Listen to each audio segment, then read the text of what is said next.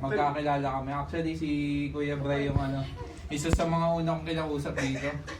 Doon pa sa CR yun. Tapos, kala niya, baliw ako. Sabi niya, yung special talent, Dota. Yun yung sinasabi ko sa orientation. Tapos, yun na nga. Wala kasi ako maisip nun, kaya yun na lang nasabi ko. Dota player daw siya eh. Sabi ko, professional Dota player. Yun talaga yung sinabi ko doon. Oo, yun Yung talaga special sinabi talent niya. ko. Tapos, lahat sila nakahinto, ito tumatawa.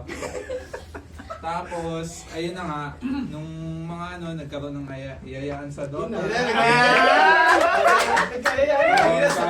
Tapos si Kuya Bray, ako yung unang inaya. Tama, Dota tayo, paano natin sila.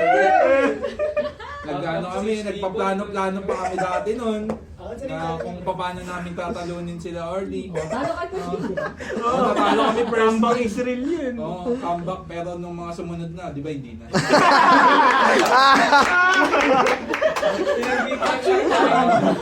Yung wish mo kay Bray, yung wish mo kay Bray. Yung wish ko kay Bray, galingan mo sa sa bagong trabaho mo. Yun nga. Siyempre, tayo, may kanya-kanya rin tayong goal sa buhay. Shit, ang lalim! Wala namang permanent. Well played, well played. Sa mundo. Totoo naman kahit naman sa trabaho, wala namang permanente kasi kailangan din natin mag-grow. Pre, kung may kanta ng Alex.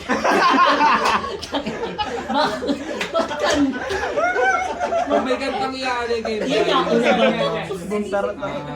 yun nga yung kinanta ni Willie. Hindi ko maintindihan. Kending, pre. Yung niya, yung rap niya. Yung rap god niya. Oo.